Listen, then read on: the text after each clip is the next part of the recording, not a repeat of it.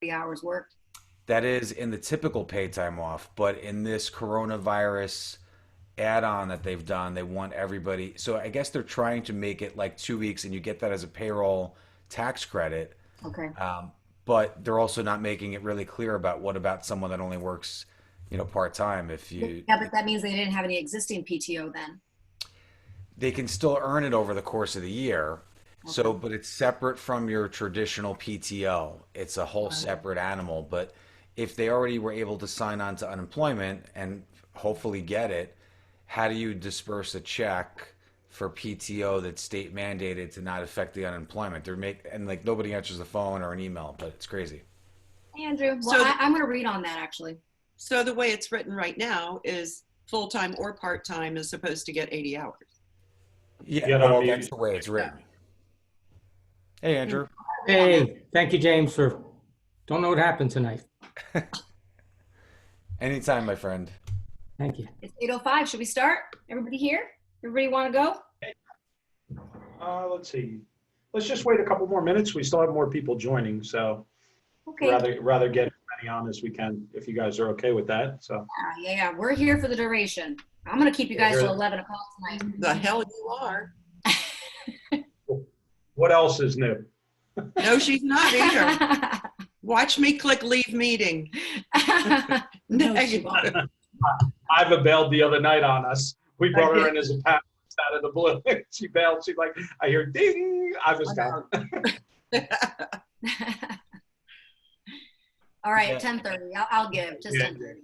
Hey, Yeah. So let's get started here. I think we're pretty good now. Okay. Okay. So everybody mute themselves except for the two of you and myself for right now. Okay. Welcome to Friday night, BBR. How are you Yeah. guys? So let me kick it off for you, Nikki. So welcome to the Beauty Business Reset Friday night, like Nikki said. Tonight we have the pleasure of having Nikki and Iva on without Gino. Gino, you get to watch from the wings. They have great stuff for you tonight. This is their second time on, and we appreciate you coming on, spending your time with us. Remember, you can catch up on the videos on the YouTube channel, Salon Ops, 2 words. Make sure you subscribe so we can get that subscribership up to customize the channel. But their last video is in there already if you need to go back and watch it. So with that, I'm going to kick it off to Nikki and Ivan. Hi, guys. Happy Friday. Welcome to Friday Night BBR. Thank you for taking time tonight to join us. We're hoping to really make it worth your while. Tonight, Iva and I are going to talk about getting your salon ready for hiring processes. And now would be a perfect time to consider all of your hiring process, your onboarding processes, your team building, and your standard operating procedure manuals. So we are going to dive right in. Won't take any time for any introductions. I think at this point, doesn't really matter. You guys want to get to know us, message us later, and I'll fill you in. But let's just get right to information about you, okay? All right. Let's talk a little bit about the future of the industry. I think that a lot of us have so many questions at this point, and we're not really sure. I think we're going to see a lot of businesses shut down, but I think we're going to see a lot of businesses kind of expand too. So I think it's my foresight, and I don't know if Derek and you guys agree with me, and Iva, if you agree with me, but we've talked about this ad nauseum. I believe the 40 people in my business, or 40-something people, we're probably going to end up losing some too. So I think every business is going to see some fluctuation in and out, and I think we just need to be prepared for that.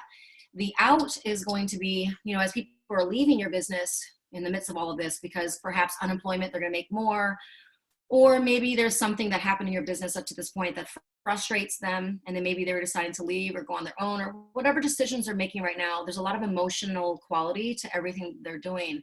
So it's very difficult to have foresight, because right now people might be making decisions that are slightly emotionally driven and perhaps a little bit unclear, but being prepared for everything. So don't have these things in your head about, oh, if you leave now, I won't hire you back. Or if you, if you know 3 people, I'm not hiring anybody new because, I can't handle that load right now, or we don't have the space. There's going to be a lot of changes. So I think you need to be prepared for every single thing that could happen and be very flexible about what can come.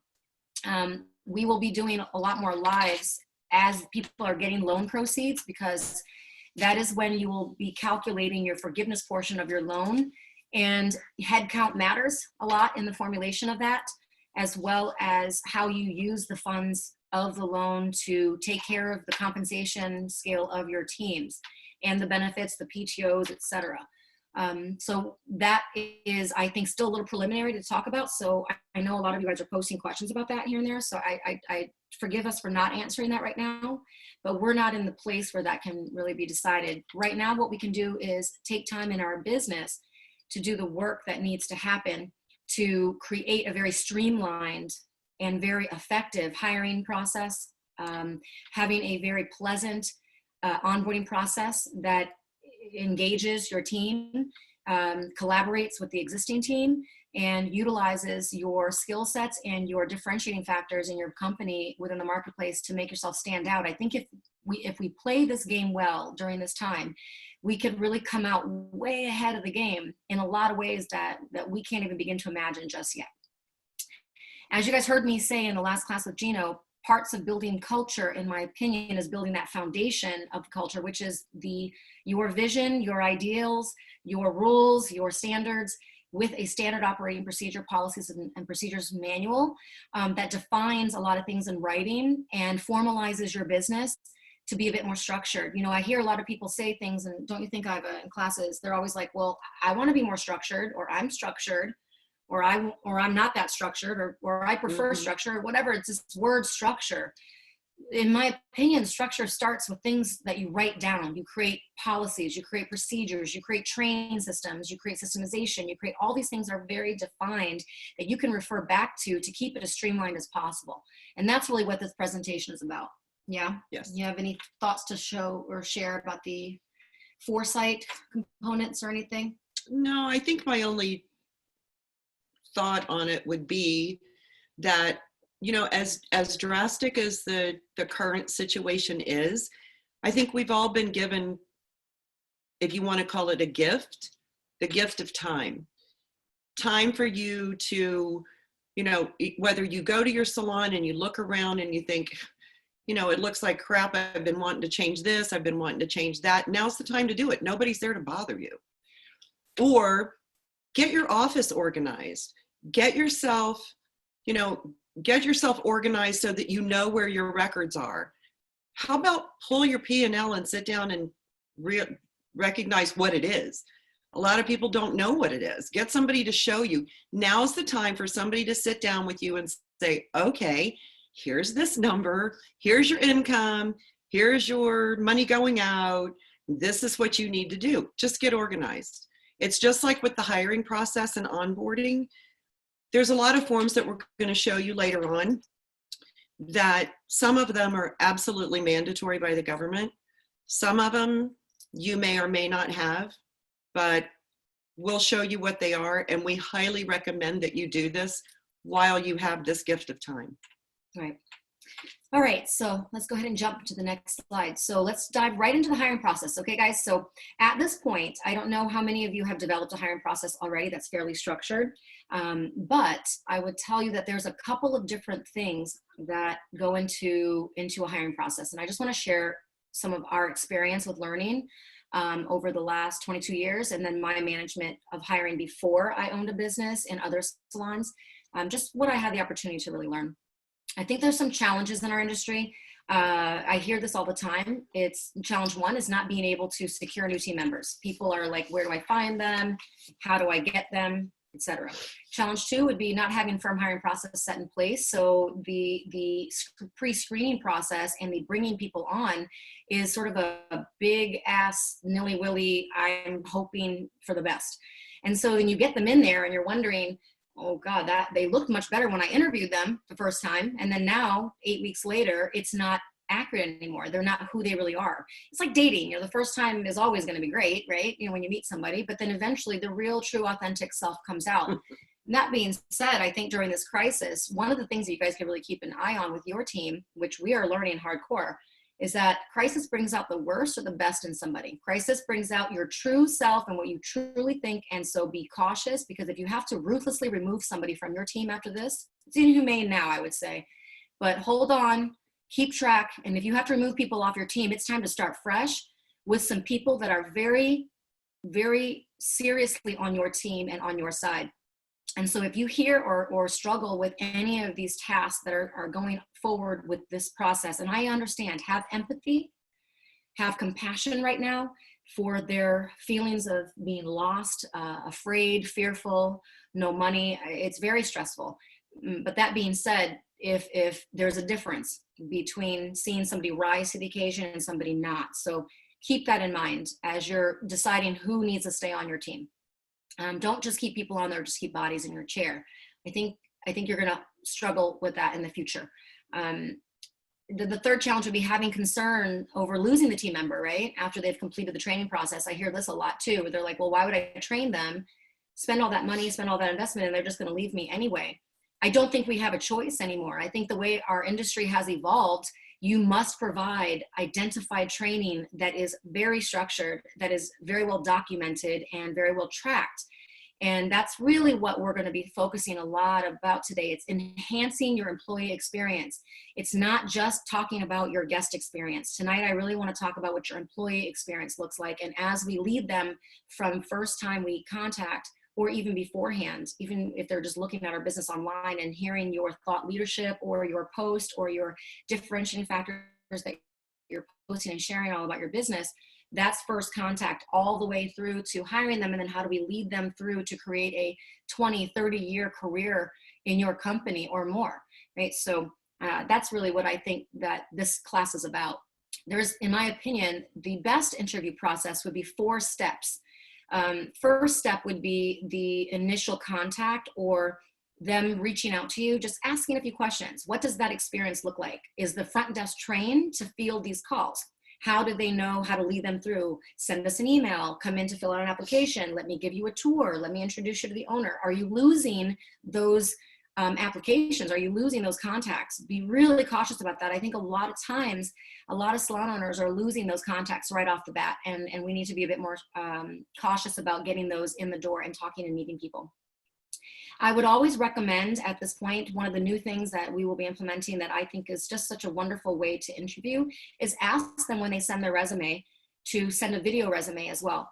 So for example, at first contact, maybe they would reach out, they would say, hey, you know, I'm interested in working.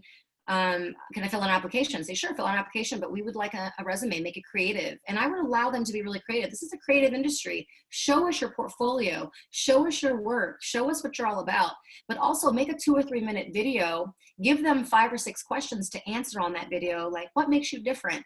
What makes you unique? What can you bring to this company? What are your strengths? What are your weaknesses?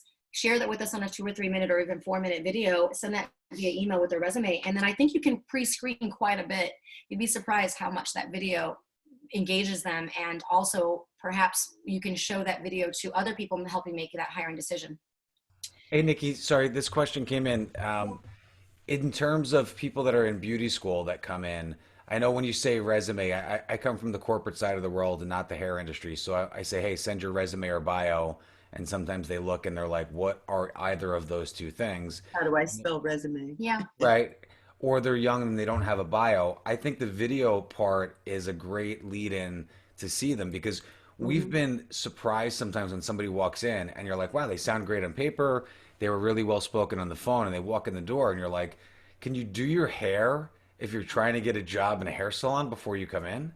Would that be, is that too much to ask without saying like? Well, then there's the key of to continue to do your hair after I hire you. Well, I think that right now, the thing about the videos gives you the ideal first of what they're like and how they talk and how they convey themselves. But I would recommend the employer give them a preset of questions to answer on the video. So and then I would recommend that they make it as creative as possible. Say, make it, take us around your house, give us a tour of your crib. I mean, I don't know, introduce us to your friends, whatever you want to do, make it fun. I would try to engage in that part in them and inspire them to do it as fun as possible. Some of those other, and then you'll know, I mean, yeah. I got to jump in here too, because I actually do this for my own coaching salon owners, right? I tell them, share some Facebook Lives. Because I got to be honest with you, a lot of us on here know right now that it is 300 times harder to speak to a computer screen or a phone Yeah. than it is to an actual person. And we Absolutely should be correct. hiring on personality. And if Absolutely. someone can come out as a personality on that video, holy smokes, I'm Yep. hiring them, right? Yep. Resumes, you know what, great for, I'm hiring a computer programmer. I want to see all the skills you have, right? But personality in this business is key because you can teach the skills. Right. So then And you should be teaching the skill set. yeah, I mean, absolutely. But I love resumes, and I actually encourage them to make it really creative. But if they're a young student, James, then if that's something you want to bypass for them, I'd say just stick with a video resume and just talk about it. But then again, give them the topics to discuss on the video. So you're feeding them the information that you want. And I like that you have a process, and I think that this is even more important now because you will have stylists that work for another salon that may come in, and you Yes. may not try to be so actively working on the beauty school side. But what's interesting is that in all of our years of trying to hire anybody that left us, and I know my wife Angela's on the Facebook Live, so she's going to get a 10-second delay. She does the training. Sometimes she is she's so beside herself after bringing someone on and saying, I thought they were really good. They came in. We've had everything. I mean, listen, no offense to what people's life story is, but people that were on drugs, people that had allergies, people that married a Marine and moved to California, Derek. But it's disheartening sometimes for an owner to say, "Hey, I have this whole program and I've been in the business 25 years," and it kind of sucks. So anybody that's younger that's on, like, know that right now what the owners are doing with PPP and all these things, they are going to do that when you're in training as well. It's like they're dedicated. Right. We need to modernize our hiring processes. But the critical thing to remember here is that your hiring process is the introduction of your salon culture to the public, to your future workforce. And so we have to remember that in the hiring process, we are infusing our culture as well and what we expect and conveying so that we can field out the wrong people out of our business and field in the right ones. So that's probably the first part in that pre-screening process. And then the next is going to be to do multiple interviews. The first one I always recommend, it's just a conversation. We sit down, we talk, we just ask the right questions. And in our hiring process video, so on our website, thestatementsproject.com, we have an entire video. It's about an hour long of just how to ask. And then there is a form of questions in there that the employer can use to ask.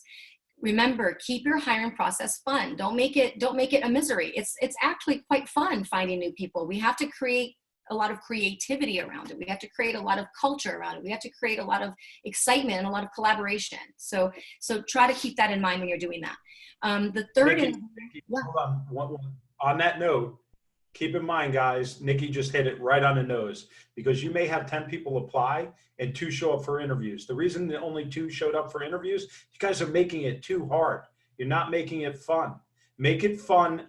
Find out who the person is. That's what you want to find out. You don't want to find out, oh my God, they have an A in this and they got this skill set and they can cut a bob perfect or an asymmetrical bob perfect. Fine. That's something that you want to happen, but it can be taught. But find out who that person is. It's so key. Like Nikki said, you got to make it fun and find out who the person is. right. So then the third interview I would suggest, I'm sorry to interrupt. Okay. Do you ever do group interviews? Do you a group bring a group in and then interview after? I'm not a fan of group interviews. I think interviewing is like dating. No, I'm sorry. I got it wrong. A presentation of the company to a group, and then you set up the interviews after the presentation. I think that would be a wonderfully innovative idea, Andrew. I think anything like that that's innovative to make it fun, have a party, have an in-salon party. Hey, we're looking for new team members. Come join our party. We have some wine and cheese. Let's have some fun. Let's get to know one another. Let's party it up and let's have a good time. And I think those are very innovative ideas. Anything at all like that. I mean, I'm not the only one that can come up with innovative ideas. Lots of you can come up with innovative ideas too, but make sure it reflects your brand. So whatever your brand is, I would make sure that if you don't like reflects wine, I'll send you something, Nikki. But I love that idea, Andrew. Yeah, absolutely. But so let me go back again. I don't like group interviews. No, I not at all. No, I agree. So you've got to get to know the person because when I interview, I'm looking for a 30-year career. That's what I'm looking for. Mm-hmm. I'm not looking for a 6-month window, So not a gig. and then the third interview would be a skill simulation. So that's going to be where I ask them for a list of skills that they are good at, and I ask them for the score that they give themselves. So they have to list every single thing that they want. So you can pull that up, Iva, but that's a form that you can use. We have a form in our group package or our employee package for you, or you can create your own form. But write down what the skills are that you really, really want that are on your brochure. Tell them, and if they don't have a list, give them your brochure and say, check a score 1 through 10 on every single one of those skills on that brochure and tell me where you land. And not only that, but you need another timing before you hire them as well. And so this is something called a skill and timing assessment worksheet. We'll show you this, but it's on a slide. We'll show it to you when we get there. But this is something we use in our interview process where we have them while they're doing the entire day. And yes, I ask them to spend 8 to 10 hours with us on the skill simulation day. They have to actually demo every skill that they want to do. Not paid. And they're not paid, obviously. It's an intern. I mean, it's an interview. I'm interviewing you. So I haven't hired you, right? And so some people are like, well, do I get paid to do that? No, maybe you don't get paid to do an interview. I mean, it's unless you want to pay them to do an interview, that's up to you. I don't want to pay anybody to do an interview. So then you would tell them, this is part of working for us because I need to skill assess you. I need to see what your timing is. I need to see, and I would try to do it on a mannequin if possible, because you don't want any models that are having some personality issues in the middle of that day. Unless somebody needs some moral support and they want their mom with them, it's fine. I don't care, but definitely some skill demo and timing. And then we need to document that as well. And if they feel uncomfortable with it, I know ahead of time, meaning they give themselves a score of 5 and below or 6 and below. And I know that that's going to be something they need to be making part of their training schedule, which we will discuss in the future. And then, or through this class. Then I would like to always ask them, what is your written plan of action? So for the beauty business, I always like to ask, what do you think? So it's like an essay. I love this part, by the way, but some people really resist it. I would make it optional if you like, but what is your plan of action of how you grow here? You know, what is your plan? Like, what is the price point you're sitting at? How fast do you want to learn? What do you want to make? What are your benefits that you need? How does this fit your lifestyle? These kinds of questions, and ask them that. And that would be in the 4th interview. Really sit down and map it out with them. Like, you tell me. That's the buy-in. So when you get their buy-in, then whatever bullshit happens down the road, you can flag them back on that written plan of action. Like, remember when we talked about this and you said that you were going to grow like this and you were going to focus on classes and training and blah, blah, blah. Here's why I asked you that, so that you understand the commitment level that you need to have and the buy-in to this position and this job in this business. And then the last part would be to make a formal offer. And I think that in the salon world, we don't do that enough, but it is a beautiful thing to do. To send a beautiful email, asking them, telling them we would love to have you on our team. We would love to have you part of what we do in our culture. You bring so much to the table. You have these many, your assets are amazing. Your skills are amazing. We want to make an offer. And here's what we're going to offer you to get paid for this portion when you come on, and it's going to last this long. And then after 3 months of the demo period or the probationary period, or the onboarding process, then we're going to elevate you to this dollar amount and this position, and we have these job titles, but let's talk about what that looks like and make the offer. So that would be the hiring process. Anything to add to that? Nope. Okay. All right, so next order of business would be to define your 4 teams. This is going to be your task list to enhance your employee experience at this time. I feel very strongly about this. To define your 4 teams means to understand who goes into what team. Each team has different tier levels, and each team has some different compensation levels and different career ladders. Again, we'll explain all of that to you.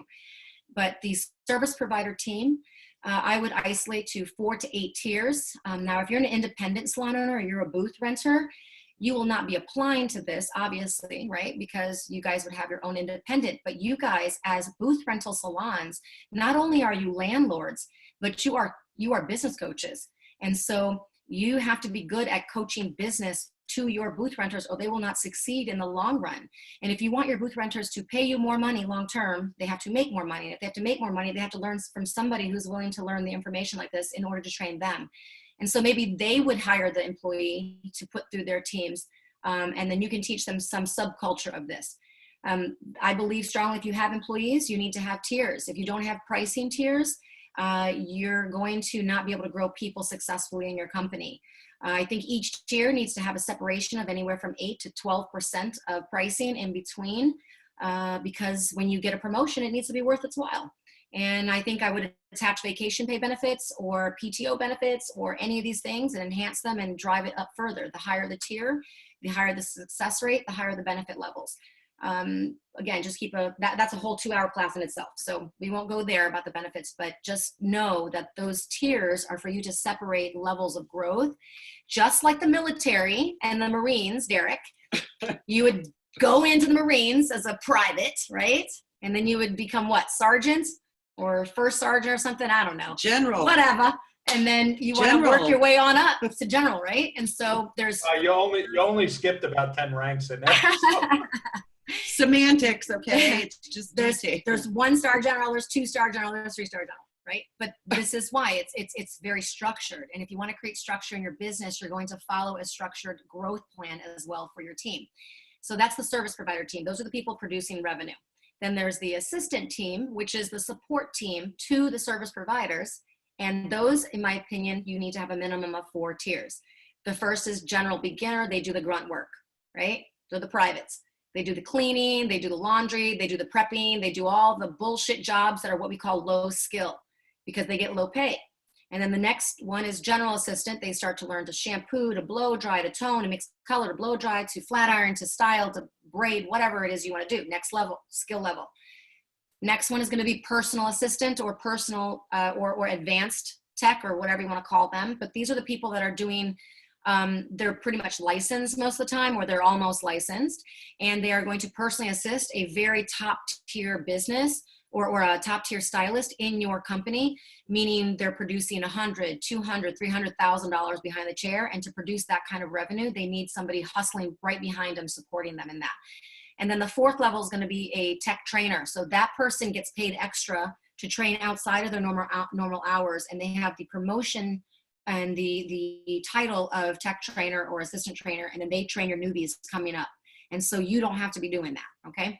So that's the assistant team. The front desk team is obvious, but there's probably 4 tiers in there as well. The beginner, front desk, the receptionist kind of thing, and then you would move into a position that would sound a little bit more like coordinator, salon coordinator. And then the third could be, maybe marketing specialist, social media specialist, along with the front desk, along with customer service representative or maitre d' or whatever position, but that's going to be more customer service oriented. And then that 4th tier, which would be again front desk trainer, which would again train your bottom tiers. And it's cyclical like this, and that's how you create magic in the science of things, James. And then the leadership team is going to be 2 to 4 tiers. You're going to get leadership from 2 areas. You're going to get it from your service provider team. You're going to get it from your front desk team. Service provider team is going to be your, what we call our income producing leaders, which are the trainers, skill trainers. They're going to be the ones leading by brand representation, et cetera. And then the non-income producing are going to be the coming from your front desk. These are people that are going to be handling maybe data entry, some basic accounting, some inventory, color orders, keeping track of time, whatever. We have entire task lists around that leadership book. And so in our training book, this is called our ZTM, or our zone training program, which we're going to be referring to tonight. We have all of that very, very clearly defined. And then we're going to build a career ladder for each of them. So then jump to you on anything to add to that? Okay. There you go. Okay, so before we jump into steps for successfully onboarding new employees, I want to just go back and to explain that is prep work and summarize that for you. We'll summarize everything at the end, but I just want you guys to be aware that this is just some of the prep work that you can do, meaning on your downtime, you have a lot of time to now build these things. And then if you only have 3 or 4 people on your team, then you just need to decide who's going to be on which team, because the goal is to grow the team, not to stay put, right? Some of you are like, I don't want more people on my team. Well, then I think you're not really willing to grow your company. And that's okay too, if that's where you want to stay. But I think that if you're truly interested in hiring, growing, scaling, you're going to be very interested in the hiring process, in the training system, and in onboarding. Hey, Nikki, and I have a couple of questions on that. People are asking on the Facebook Live about smaller teams. I know you guys are a little bit of a bigger salon, but do you think this is applicable to a 3-team? Does it need to be 10 or up, or what's your suggestion? No, you don't need any size. You don't need any, listen, when I started this business, it was me by myself. So how do you get to 50 employees? This is how. I mean, if you want to grow your company, your biggest asset is your people. And the more people you have, the more money you have. I know a lot of people are like more people, more problems, but it's really more people, more money in the beauty, because you need service providers, and you need highly effective service providers that are highly efficient behind the chair. Do And you so do you include ownership in your levels? So in other words, I've talked about this to some of my salon higher end people that I know, is at some point in ownership of their own salon. So here you did training, they work for you for 10 or 15 years, and it's like, hey, the last level is we're going to sponsor you and be an investor. If you want to use our model and either replicate it, not quite a franchise, but if you have your own idea of what you'd like it to be, you're going to need money. So if we thought you were a great employee for 20 years, or the joke was it's got to be 5 years for millennials, but if they really wanted to jump out and open their own salon, hey, who are you going to go to get funding? We know you better than your bank. So in my understanding, I'm going to say this. I believe strongly that if one of the mistakes that salon owners make with very large salons, with growing people to a very maximum level, is they don't have continuation of growth for those people. For example, I'm gonna share a story. So there is a very big salon in this area, and I have been coaching one of the salon owners. He was one of their top stylists for 14 years. So he was already busy and a hustler and a fantastic stylist before he started there for probably 10 or 12 years. And then he started, massive salon, by the way, 12,000 square feet, big. And he became probably the top producer, producing 300, 350 in total gross revenue a year. And then when he wanted more, they had no answers for him. They're like, too bad, so sad. This is what we got. You got to just stay here where it is, right? And he left. Because of that, he wanted more growth. When I asked him, in the middle of coaching, and I said, well, did you want your own salon? He goes, no, I never wanted my own salon. I just couldn't grow anymore where I was. So the only thing that they thought of was to go and open another salon as a growth pattern. And I think that's where the mistake lies. I think in the beauty business, we don't maximize the concept of shareholders or stock options or buying people into our companies enough. If that salon would have bought that person in and gave him some shares of that company to do what he's doing in his own business. By the way, in his salon right now in this area, he has, I think, 18 employees, if I remember correctly.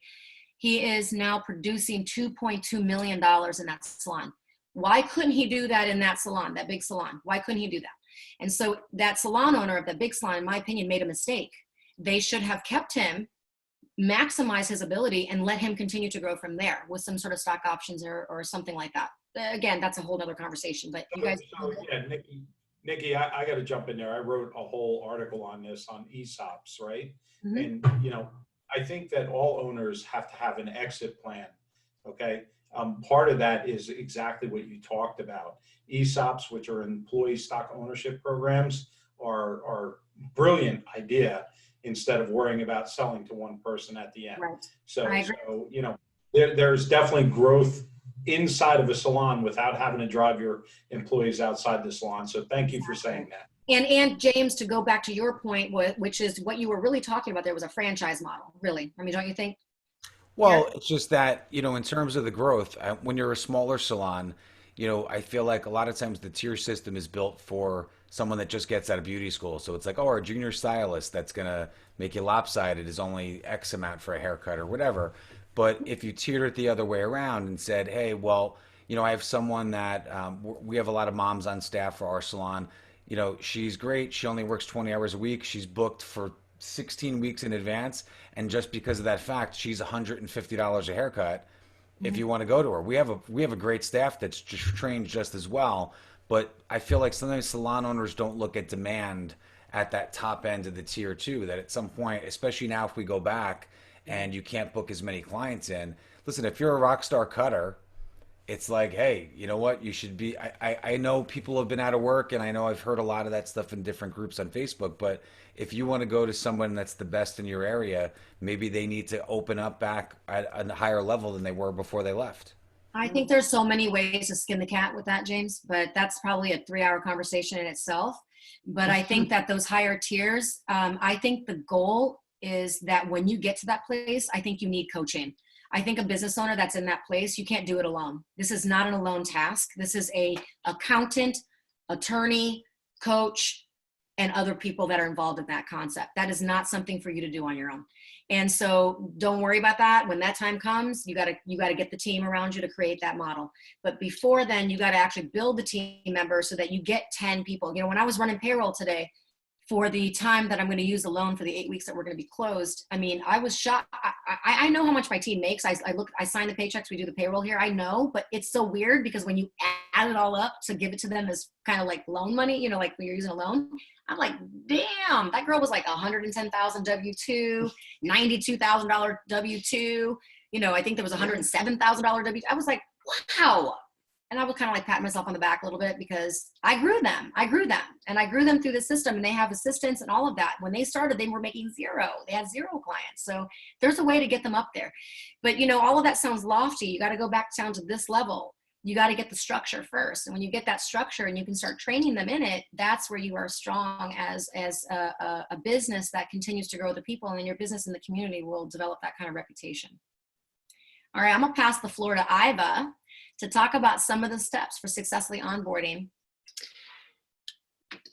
So where do we start with this? My goodness. I think one of the main things when you bring a new person on, you have to make sure that you have, as it says, you have clearly defined their job. Job titles.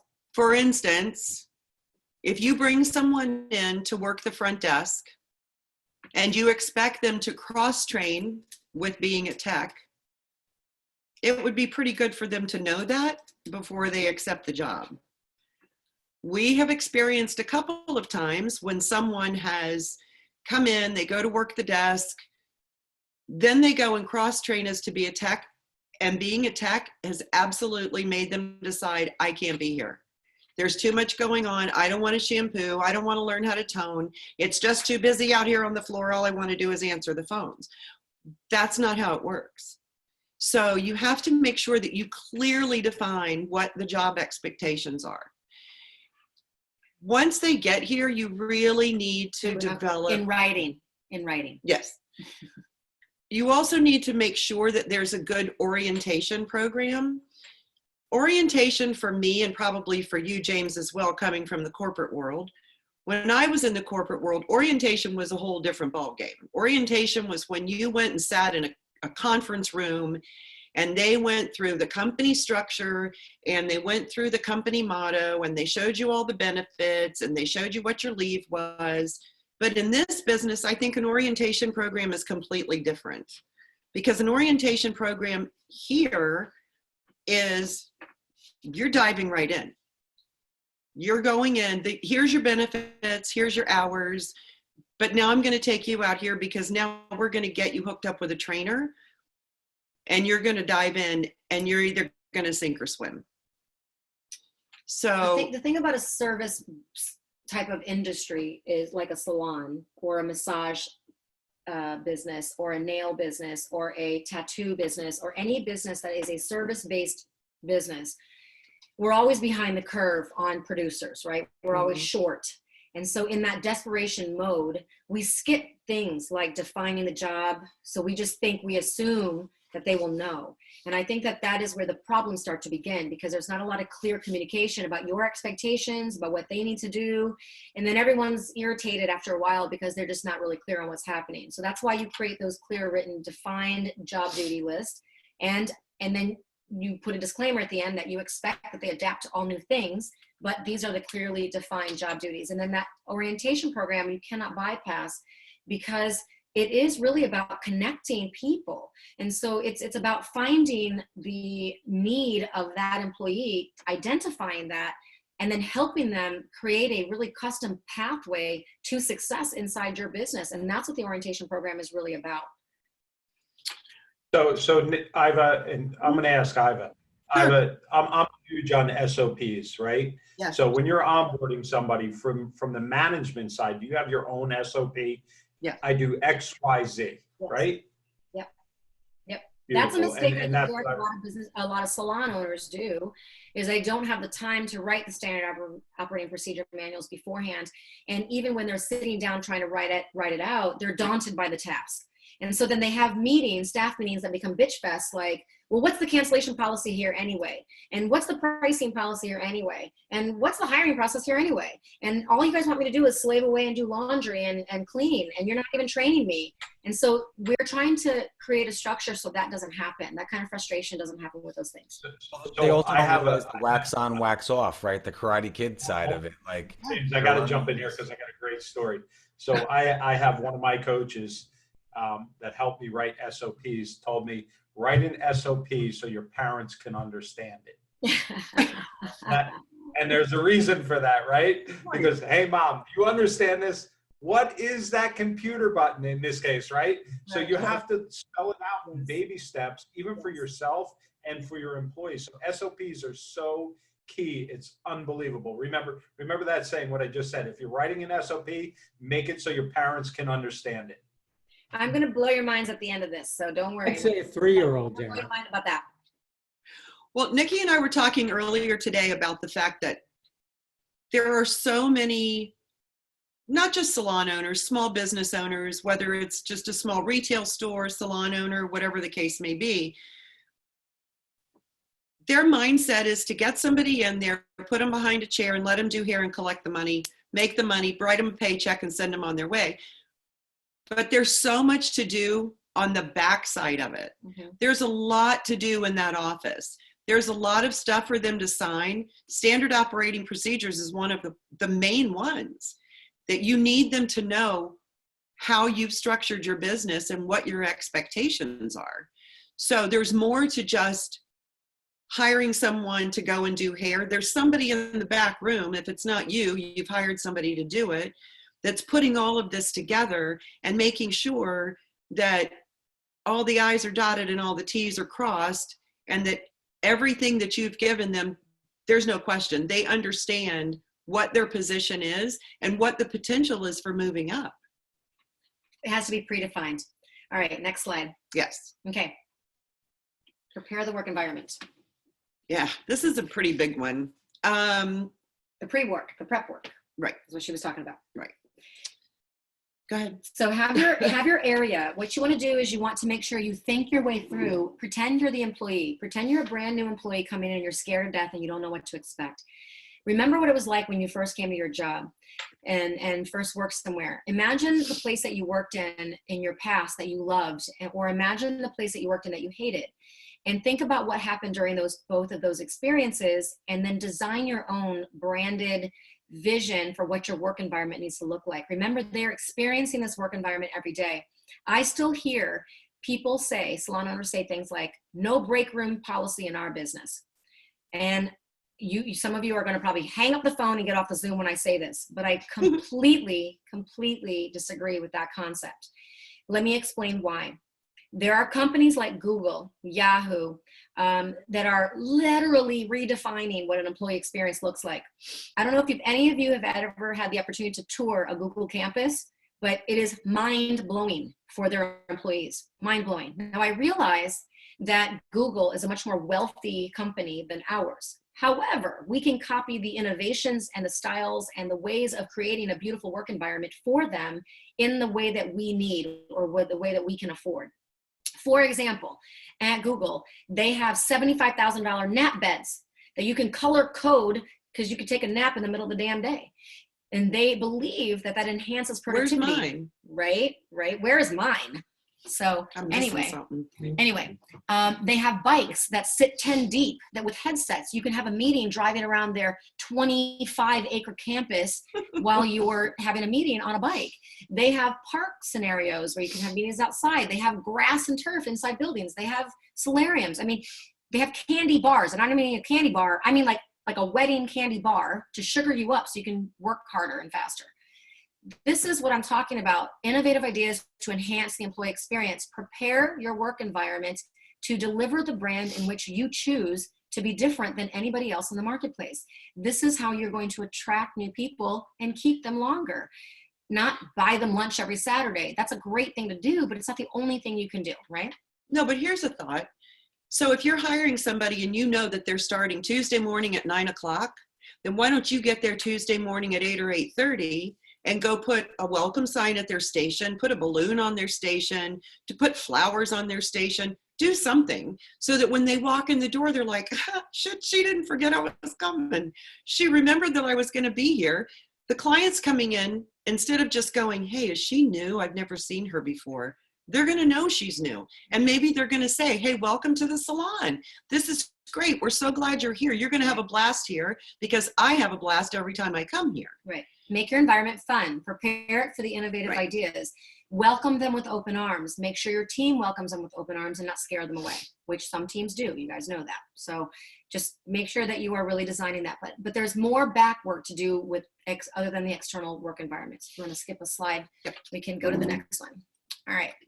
So you need something that we call skill discovery process, which means that there needs to be some time built into the onboarding process for just discovery, which means that you're not going to push them out on the floor and you're going to push them to do other things. You need to allow them some time to acclimate and to show you what they have and praise them for it. I think that's so important. We're all judging them from the corner when they're doing their clients. They're scared to death. I'm encouraging you guys to remove that experience away in your business. Enhance that initial time to just say, you have 2 weeks of a skill discovery process. I want you to do nothing but work on mannequins or your friends or your parents or your family. Just during this time, we're not going to hover above you. I want you to take some before and afters, and I want you to celebrate what they do. Rather they do it at a 10 or a 5, it doesn't matter. Just do it anyway. And then you can judge, and you cannot judge. Let's not use that word. You can assess the skill level that they might be at. So you're not going to set any prices in the beginning. You're not going to set any tiers in the beginning for them. It's nothing more than a skill discovery time.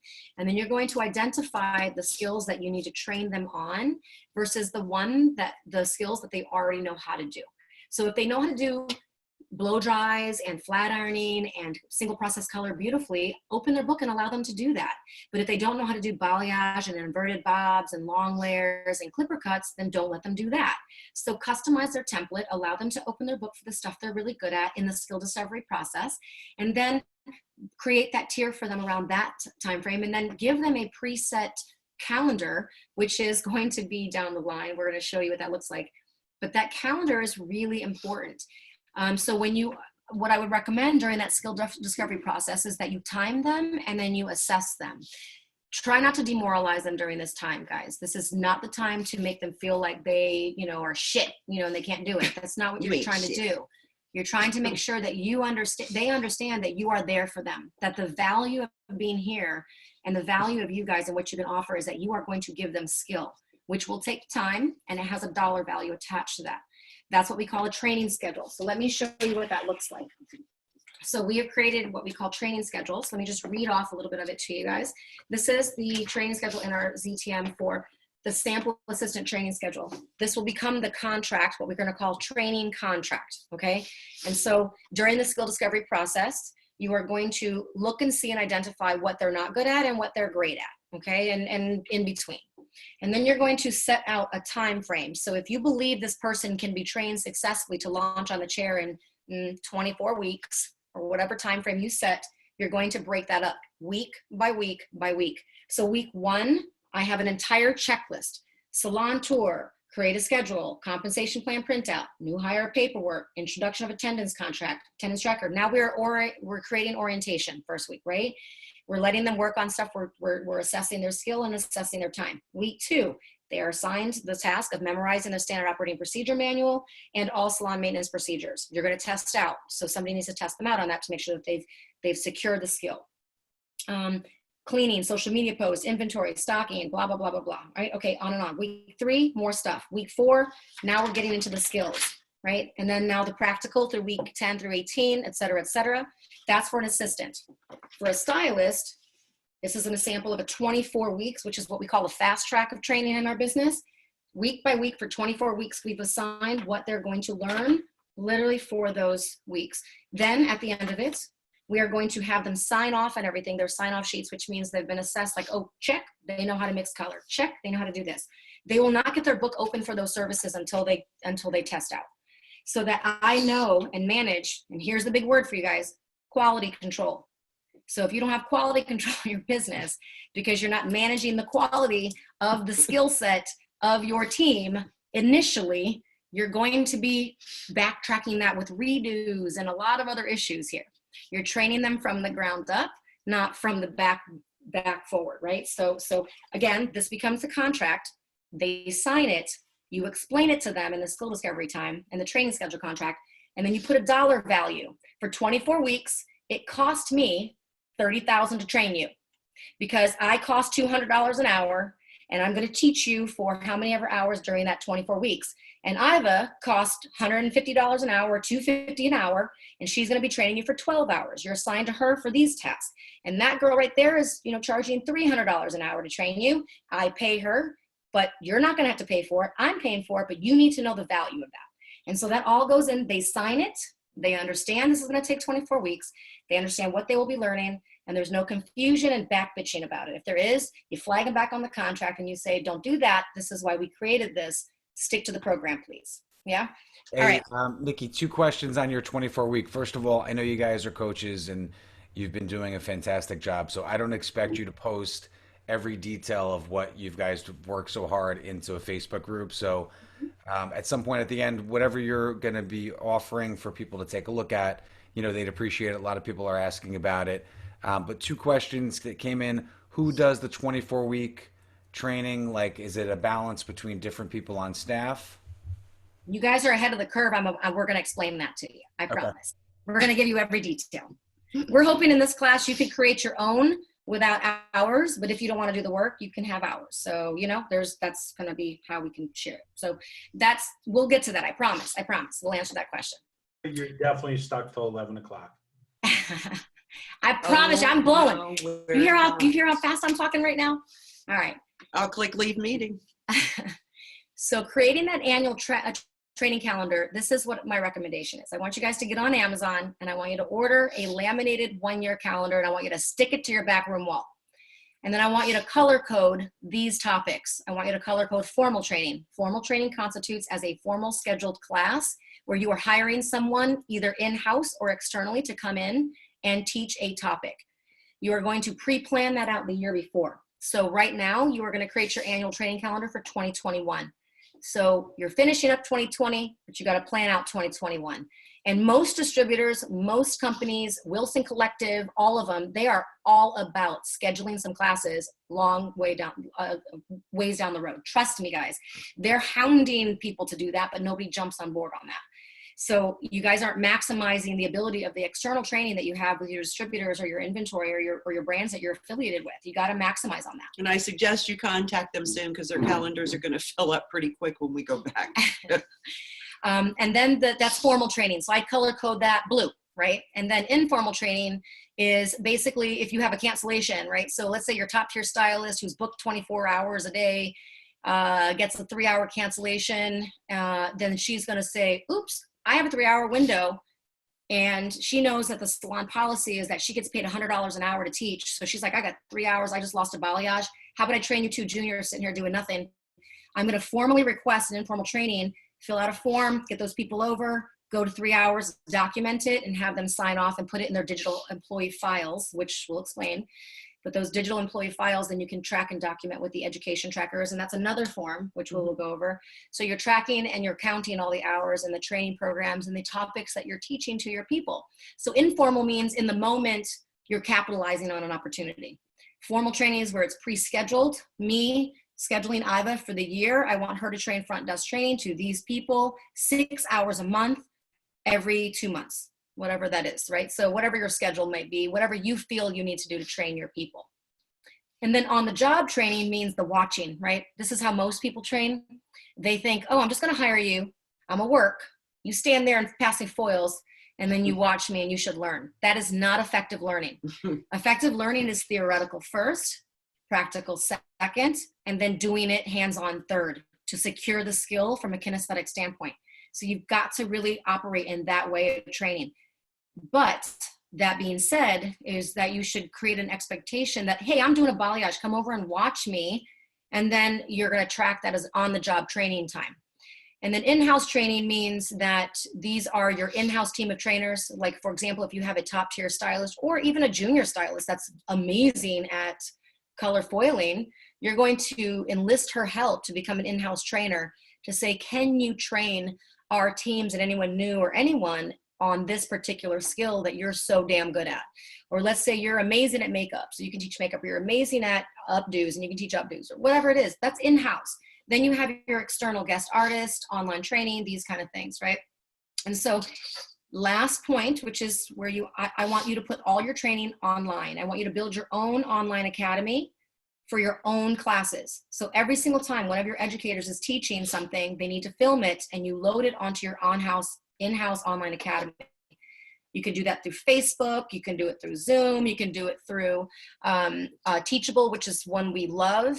You can just build out a class really easily, and you can store it as your in-house library, SalonX library of educational training for all color classes. And so now you have your whole online in-house academy that you don't have to repeat the shit over and over and over again. Now you can keep teaching, but you need to have those saved and recorded so that you can continue to deepen your skill sets even more and more to manage the quality of what you're doing and you're delivering. Next slide. Mm-hmm. Go ahead, Ava. This is pretty important. I can tell you just from here, when we have new employees come in, the first thing we do is I will take them around and I will introduce them to every stylist, every person at the front desk, every tech, every person in the break room, whoever is here, they will be introduced to. You don't expect them to remember their names, I get it. But at least the people are going to know that there's somebody new on board, and to keep an eye out, just help them, just be helpful. And then they also know, oh, okay, so she's a stylist, I can go to her and ask questions. Or she's at the front desk, if I have a question about that, this is the person I can go to. But so I think it's very, very important. Don't just bring them in and throw them behind a chair, or don't just bring them in and throw them behind the desk. Because the problem is the person at the desk, when they get a phone call or a client comes in and says, and we'll use Nikki as an example, because they don't know who she is when you hire them, there's a problem. But if they come in and a client comes in and says, hi, I have a 2 o'clock appointment with Nikki, the front desk is going to say, okay, just have a seat. There's coffee here. We'll be happy to let her know that you're here. The first thing they do is, who's Nikki? Where do I go and tap her? What we have done, we had somebody managing our front desk who was pretty innovative. She actually she wrote out a floor plan of every chair in the salon as if you were looking at it from the front desk, and wrote the name of every stylist at every chair. So the person going to tap someone to let them know their client was here, all they had to do was look at that chart and go, oh, okay. So Esther is 2 rows over and she's the first chair. Okay, so now I know who that is. So they don't have to ask. They just go and tap Esther and let Esther know that she's got a client here. So let me minimize that a little bit, because we have 6,200 square feet or almost 6,300 square feet. It's daunting for a new employee. So we're speaking from that perspective. But if you have 1,500 square feet, having a map of your business is just as important. And having a map of where someone's sitting and who's doing what and what tier she's at and all the information to help them learn, to acclimate them in the company is super, super important. The reason this is very important to Iva is because she's sort of in charge of that, introducing new clients, the welcome, checking on them. Hey, you doing okay? Can I get you anything?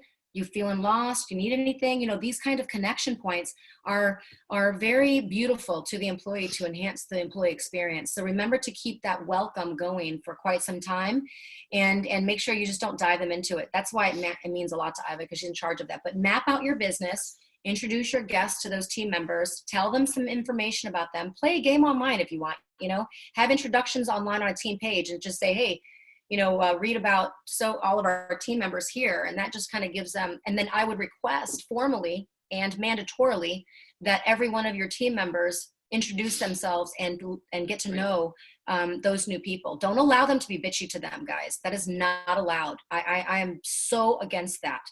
And I can go into a very heart-wrenching story about that. Nikki, I got to jump in here because my wife used to be hysterical with this.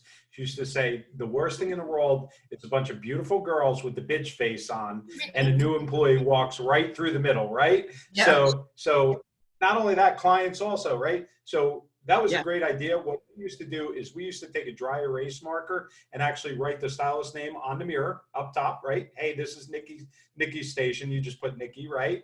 So everybody knows who's there. And then we used to write when a new client came in, welcome, blah, blah, blah, right on the mirror in a dry erase marker. That's an awesome idea, That's Derek. a great idea. This way, everybody walking through the salon knew to say that client's name or that stylist's name, because we're all, I don't know about you, but me, I'm brain dead. As I get older, I'm horrible with names. So I recognize faces, but names, I'm like, oh my God, who's that, right? But if you have it right in front of you on the mirror, it's just that much easier. So everybody gets that vibe going. Again, there's so many ways to do it, but do it how it works best for your business. But the way that you need to do it needs to be the way that your team can do it. So your team needs to participate in the collaboration effort of making sure that happens. Super important. It can't just be you deciding how to do it and then you telling them how to do it. They have to collaborate because your team is in charge of making sure this welcome gets really, really warm, stays warm. But something else I think is important on this in this next section of staying connected. When you've got a new employee coming in, go and check on them every now and then. Don't just leave them hanging. Yeah. You know, you have to go and make sure they're okay. What I try to do is pull them into my office. Let's go back to the demo day that we do. When they come in and do that demo day, what we do at the end of the day is I will call them in and ask them, what do you think of us? Yeah. Because it's not just what we think of them. It's what they think of us. Maybe they don't like us. Maybe they don't like the hustle and bustle of the front desk, because our front desk can get slamming busy. Maybe they don't like it. Maybe they don't want to be a tech. Maybe it's not what they thought it was going to be. Maybe they don't want to sweep floors. Right. Or maybe they love it. Don't judge them for that. Just place them in the right thing. But maybe they absolutely love it. But maybe they love it, but we don't love them. Maybe we've already seen that in this 8 hours of your demo day, you're a lazy ass and it's not going to cut it. So you got to move. You got to hustle. We got 6,000 square feet here. I don't have time to play. We try to welcome everybody though. Absolutely. Absolutely. But you just have to make sure that their day is going smoothly. Check in with them if they're confused about something, if they're trying to find something, and just ask everybody to check in with them. If you see a new employee walk by and you're a stylist, just turn around and say, hey, are you okay? Do you need anything? It's just a common courtesy. And that, ladies and gentlemen, is called culture, salon culture. Okay? Culture. All right. Next slide. All right. Here are some recommended employee file contents. Okay. So let me explain. This is our training program, which means it has about 150 videos that we have created to train on all skill sets: business skill, technical skill, and personal skill. Personal skill being guest experience skills, technical skills being the actual money revenue generating skills, and business skills being understanding referrals, understanding pre-booking, understanding retention, understanding retailing, understanding the business side of things. So all of those skills we have trained with videos and content and written materials. And then we have created all the contracts and all the sign-off sheets. So if they're doing a color, let's say, there's a sign-off sheet for one of the leaders to watch, not hover, but just watch and then sign off on it. And so all of those forms and that entire form package, guys, that we're showing you right now is inside this program. But we've isolated this the forms because a lot of people ask us just for the forms because they don't want to get the course. So anyway, this course is the book, the manual in hard copy and in print copy, which means it becomes your standard operating procedure manual. So we've written our entire standard operating procedure manual inside here. Our team reads it. Each employee gets their own copy. They sign it like a contract, meaning they've read through it, they understand it, which means it's contractual. All contracts, employee contract, compensation contract, training contracts, rental contracts, every contract is in here. And so we teach them what those contracts are and how to use them and how to enhance their employee experience by making sure we understand the commitment to one another. So I was going to run through those forms with you and just kind of describe to you what that is. Yes, drug-free. I know there was something like drug-free workplace. The whole thing. Yes. We got every form you can imagine. Absolutely. Drug-free workplace is very important. I'll get to that in a minute. And I'll give you a reason. So just starting off, I'm going to go on down here to a copy of this. This is just telling you how long you need to keep forms. You need to hold on to every employee form for at least 6 years after they are gone, because there is a potential of them coming back and filing suits, but that's a whole nother class. So this first one is just the employee information sheet. It's basic information. It's the employee name, the address, birth date, and then it's just a list of all the documents. This is just to make sure that whoever is keeping the employee folders knows that they have every document in there. It's checked off.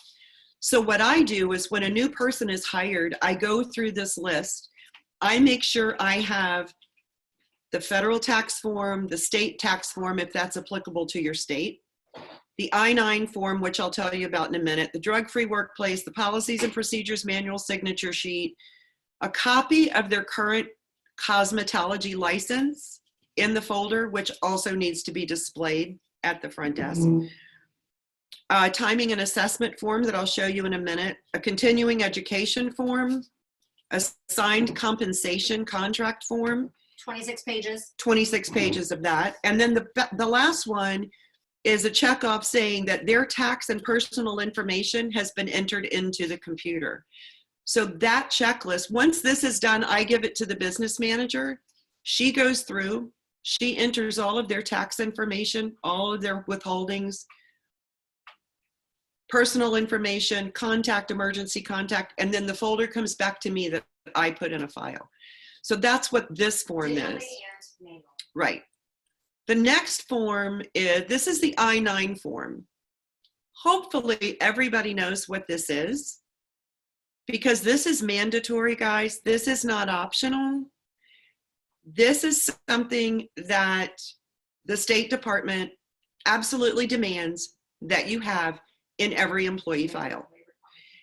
You have to go in and make sure that they have the proper identification, that they have the proper work permits if they are not a citizen, that they have completed this form or you have completed this form, and there is a whole section that we have included in the package of all of the instructions. The instructions just for this I-9 form are probably 15 pages long. It's not that complicated. You don't need to read all 15 pages. It's pretty self-explanatory. But this absolutely has to be done without fail. Tax forms, I-9 forms, if you do nothing else. Right, James? Yeah, absolutely. And I would say something to consider too is that the I-9 is sort of the federal forms. So if they have a photo ID, their beauty license actually will count as a state ID as long as the state has licensing. So it's really super easy. Yes. And the second page of this one form will tell you there's a column A, you have to have one ID from column A or one from B and one from C. It's self-explanatory. There used to be a rule that you had to keep the I-9 form in a separate folder of its own with the employee's name on it. I don't know. That's up to you. I don't. It's all in one. If somebody comes in, I'll quick make 42 files. Doesn't matter. But I don't think that's going to be a big issue. So this is, now we're going to go to the tax form. This is the federal withholding. Everybody's got one. This is our Virginia form. I don't know if every state requires it. This one, I cannot tell you how valuable this is. This is what we use for them requesting time off. This is probably one of the most valuable forms you will ever use. Because don't come to me and say, oh, remember I'm off next week. No, you're not. No, you're not. You didn't put in a form. I set up a policy that if you're going to take time off, you have to give us 2 weeks notice minimum. If for some reason you're changing your entire schedule, that you no longer want your book open on Mondays and you only want it open on Tuesday, Friday, and Saturday, or if you're a tech, you no longer want to work on Mondays for whatever reason and that you want to change your schedule, that has to be 30 days in advance, because there's nothing worse than having to readjust a schedule at the last minute. But this is good because it tells you they're asking ahead of time, they're going to be off. Plus, this is a good reminder too to tell them, you better make sure your book is closed. Because if you're asking for February 5th off and you've got a book full of clients already, you need to move them. The next one, this is a really good one. Some states require that you have the continuing education. This is just something that you can give your employees, or if you choose to keep it in their files. But this is kind of a tracker for them. So they can see what the class name is, what the date of the class was it required for continuing education, and how many hours did they earn? Some salon owners require it when the state doesn't. But it's just a good tracking so that you can go back and, or they can say to you, no, I took this class, or I already have my hours, or hey, Susie, you haven't done anything with this. Your form is vacant, your form is empty, so you need to start taking some classes. And it's also good for redos, guys. If somebody has 3 redos on something, then you have to go back, you have to pull that skill set off their book, off their template. They can't take in more clients like for that if they've had 3 redos on a color highlight. Right. And not to minimize them, but just say we need to put some training into it. So you need to teach the class, you need to practice the class 3 to 5 times, and then you need to test out of that so that we can make sure that we are quality controlling around what your skill set is, and we're using forms around that. So this is used for that as well. This is a really good one too when you're hiring someone. When they come in on the demo day, we created this skill and timing assessment form. They're going to be here for 8 hours. So there's a list on here. It said the first list is chemical services. There's foiling, color, foiling. I can't read without my glasses on. Balayage, color melt. Really onto it. Yeah, you can add any skills service you want. It's your brochure on a skill assessment sheet is what it is. So the first column is their self-assessment, what they think they are, 1 through 10. And comfort level. And then it's their self-timing. So go do a full foil. Tell me what you think you are. You anywhere from a 1 to a 10, 10 being the best. And if you're a 10, you better do it in like 45 minutes. And then time yourself. So if they say I'm a 10 and it took you an hour and a half to do it, skirt, let's back that bus up. Well, practice it and get it Right. faster. But we'll book it an hour and a half, but then we'll. But then there's also the salon assessment, because they're doing their own, they're testing themselves and grading themselves. Then you have to do it again and you grade them. Once they're finished, you give them a 1 through to a 10, and then you time them and just see how close it is, or see how far off it is, and see where they need to be trained, or coach them to what they need. Or she's ready to go behind the chair and do this. She's right. She's really good at this. Right. This one is employee performance goal evaluation. You always have to set goals. You have to.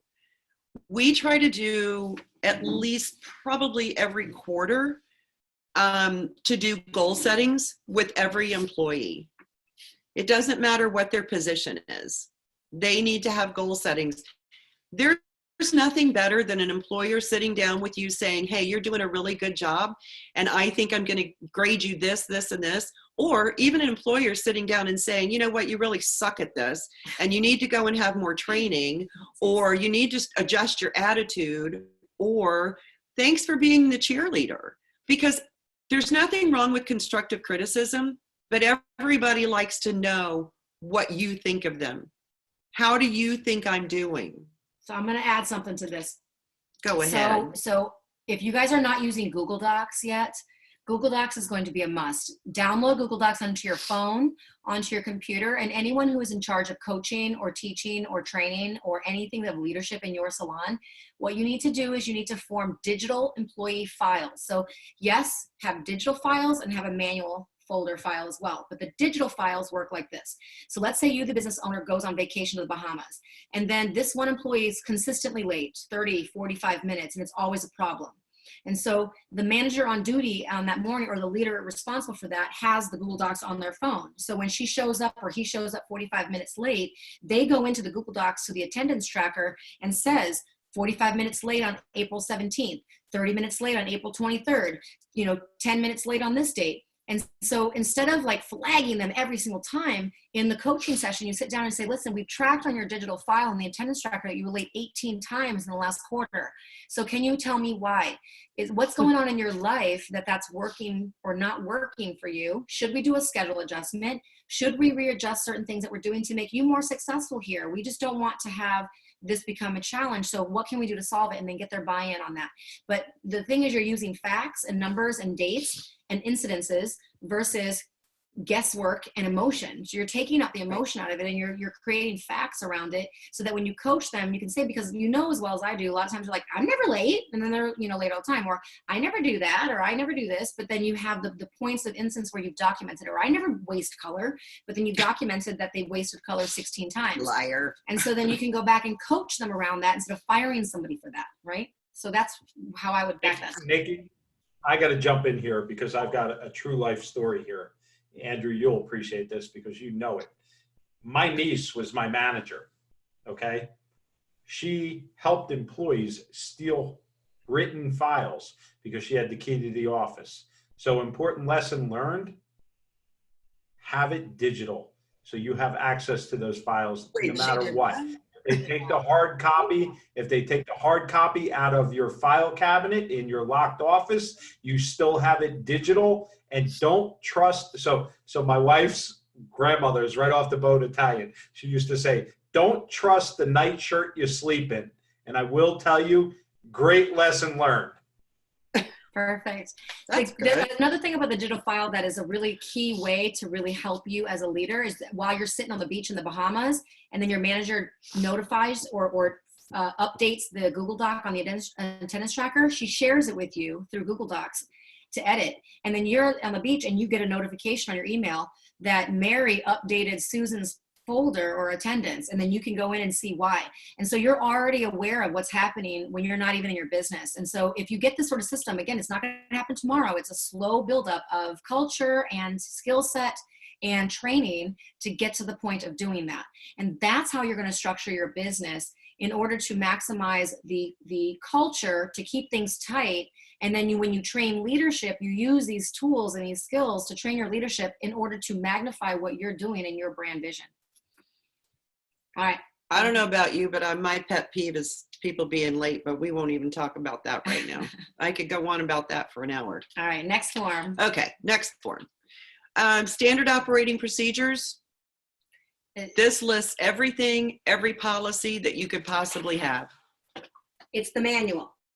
It's the training Bible. Manual, the standard operating procedure manual, the contracts, everything. One place, they have their own copy, they know what to expect. They sign it and saying that they understand it. And you use it to train as ours well. is probably 50 pages. Probably. Easily, Yeah. easily. And there's a signature sheet on the back. They can keep their copy. You have that signature sheet. You put it in their file. They've got any questions, you know they've seen it. Awesome. Here's the compensation plan and contract. This is a whole class in itself. If you guys want this class, let Derek know we'll teach this class. But this is a 26-page contract. Yeah. It takes us an hour and a half to teach you. But this is good to have when you're hiring someone, because you're going to sit down and explain to them what the commission rate is, how that commission is laid out, how it's determined, the percentage, or even if they're hourly. So there's no question later on, because they're going to sign a copy of this and you're going to put it in the file with everything else. But they've got a copy knowing that when you hired them at 40% commission, not 60. So the important thing to design your compensation structure, guys, is I would highly recommend you get a coach to help you on the compensation. I don't think this is an alone job as well. No. Do you agree with me, coaches? Every coach on this, please tell me and confirm. This is not an alone project. This is a coachable project. You have to design it because you have to run mock payrolls at those compensation structures so that you understand what your total payout is. And until you do that, you cannot launch any compensation plan, and you need some coaching around that. So, all right, this one. Can I go back real quick? The compensation plan, guys, why it's 26 pages is not only there's a sign part, but there's a benefits part, there's a compensation part. They sign, they initial everything that they understand, but there's also pages defining what the roles are of an employee, employer, and subcontractor. So they understand the difference and how they need to behave in your business as an employee. This one is the drug-free workplace policy. If you don't have it, shame on you. Well, you got to have it. You have to have this. You must. Listen, I'm with people who want to smoke a little joint every once in a while or do whatever. I'm not judging, all right? I don't do it myself, but I'm not judging. However, if you are starting to see a senior stylist hanging out with a junior stylist that's 16 or 17 or 18 or something like this, and they're all of a sudden doing drugs together and things like this is something you need to flag and stop. Here's and you're going to use problem. forms like this. I'm just going to give you a really quick example of this. This form is absolutely something that we must have in the file, because a former employee, there was a problem, smoking pot on the job, coming in high as a kite, Going out to people's cars in the parking lot. literally having someone meet her here to sell her pot, leaving the building for 20 or 30 minutes to go sit in the car and smoke it with him, come back, tell other employees she was high as a kite. Just on and on and on. Needless to say, former employee being the term now, but this form, had there been an issue, this form would have saved us had she fought that. Not to mention a drug test. These are disciplinary forms. We have so many in here that I just laid them out like this, but there's an infraction form, there's a warning form. You know, you got to track it all, with guys. With some proper coaching, you'll know how to use these forms to handle coaching sessions and teaching sessions. So that's what these are. I guess the gist of the whole thing is here, you have to document everything, because if you terminate them, lawyers are a dime a dozen. And somebody's going to say, you terminated me for the wrong reason, and I'm going to go get a lawyer. Or you terminated me for, this is the reason you say, but that's not it. So now I'm going to go collect unemployment for the next year and a half. But the forms do a bigger thing too. The forms train behavior inside your team. So as you're building your team, you're using contracts to make them and hold them accountable to certain behaviors. And that's the bigger thing. And Amanda asked, do the contracts and compensation forms only apply to commission formats? Of course, these are your employee forms, but if you have booth renters, you will have different sets of forms per your situation and per your topics that you need to coach. But you're still coaching, guys. Whether you're a booth rental salon owner or you're an employee-based salon owner, it doesn't matter. You're still coaching people. And so you're either coaching people as separate business owners or you're coaching people as employees. So you need to coach to two styles there. So it depends on what you're doing, but a lot of these forms can be, but if they're not your employee, you're not going to be able to do a lot of these things with people who are renters from you, but you'll have a whole separate set of contracts for that. A coach can help you. Yeah, you're right. Nikki, you're right. For your booth renters, a lot of this stuff, obviously the basic employee stuff, like treating them as an employee, you can't put in there, but such a behavior things you can put in the booth rental contract. It's no different than a landlord saying, they're behavior modifiers. I mean, that's what they are. Right. So. You can't walk your dog on the lawn, right? So anyway, just put that in your contract versus having it as employee files. Right. While we're on the topic of booth renters, I just want to throw this out there. If you have a business where you have people renting chairs from you, please, please, please make sure that they give you a copy of their liability insurance coverage. With your name on it. And make sure, without fail, that their certificate of insurance lists you and your business as an additional insured. Yes. Because if they don't, important. And they cause a problem, and there's a lawsuit, it is not going to cover your facility. Yeah. That's going to go on your liability insurance. So just make sure that in their lease file, you have a copy of their lease with all your stipulations in it. That lease can be 2 pages. It could be 20 pages. That's up to you.